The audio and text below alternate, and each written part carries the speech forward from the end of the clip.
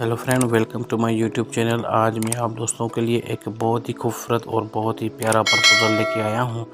दोस्तों, वीडियो को स्किप बिल्कुल भी ना करना। अगर आप थोड़ा सा भी वीडियो को स्किप कर देंगे तो इस प्रपोजल के बारे में पता नहीं चलेगा। सबसे पहले तो वीडियो को लाइक करें। अगर चैनल पर नए हैं तो लाजमी चैनल को सब्सक्राइब कीजिए, साथ में घंटी का ऑप्शन इस पर क्लिक करें ताकि मज़ीद अच्छी जो वीडियोज़ हैं वो आपको मिलती रहे। दोस्तों, इस लड़की का नंबर भी आज इस वीडियो में आपको मिलने वाला है, साथ में इसकी तमाम डिटेल जो है वो आपको मिलेगी इस वीडियो में। तो वीडियो को पूरी तरह देखना है, इसके बिल्कुल भी ना करना। अब मैं आपको दोस्तों यहाँ पे दिखा देता हूँ इस लड़की की कुछ इन्फॉर्मेशन है। इस लड़की का जो नाम है मैं आपको यहाँ पे शो करके दिखा देता हूँ।